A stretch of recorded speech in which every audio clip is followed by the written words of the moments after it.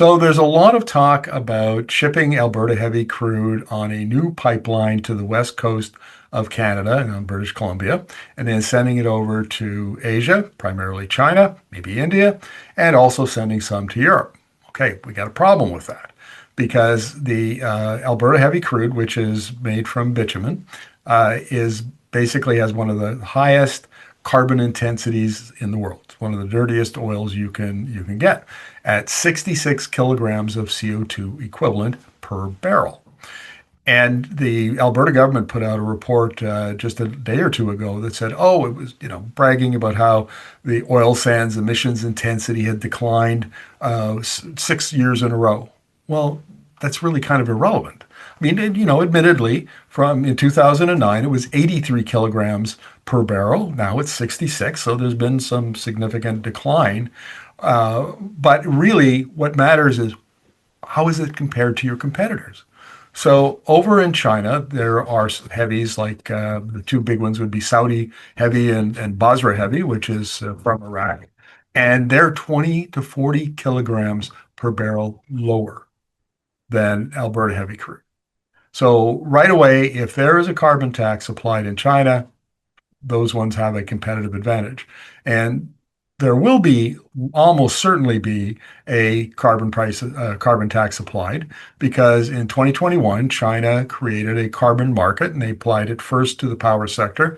They wanted to, they burn a lot of coal, so that was a burning issue, as it were, but also because they wanted to work the kinks out. So and then they would have, once they'd done like a kind of a pilot project, they would apply it to other sectors. Well, the petrochemical and refining sector is going to see the carbon tax extended to it somewhere between 2027 and 2030. So just about the time that the pipeline will be finished, if it's built, and sending heavy crude over to China, there will be a huge carbon price applied to the Alberta oil. And on top of all of that, the Alberta oil is heavy crude is a marginal barrel because of transportation costs.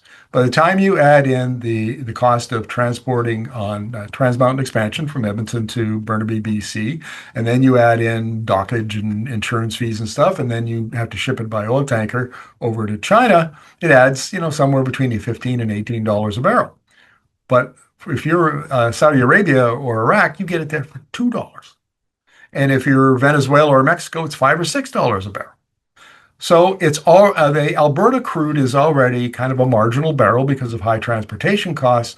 And then if you have to apply a carbon tax on top of that, it's even less competitive. Maybe it's not competitive at all. But when we're talking about pipelines, we always talk about the supply. Oh, we have lots of oil. We need to get it to market. We never talk about the customers. We never talk about the markets where we want to sell it. We just assume that if we send our oil, they will buy it. Well, maybe not. Now, the same thing is happening in Europe in a way. They've got this carbon border adjustment mechanism that comes into full effect on January 1st of 2026. And what they did is they exempted fuels to begin with. So that includes oil. But they reserve the right to bring those fuels back into the carbon market, and they will probably do that in as early as 2028. So there's only 1 million barrels a day of refining capacity for heavy crude in Europe. So it's not a major market. That's about 10% of total global heavy crude consumption. So it's not big. And on top of that, there will likely be a carbon tax applied. And some of the competitors in Europe come from like Norway, which has a really low emissions intensity per barrel. So my point here is that when we're looking at building a pipeline, one of the first things you ought to do, as you should with any business plan, is say, where are the customers?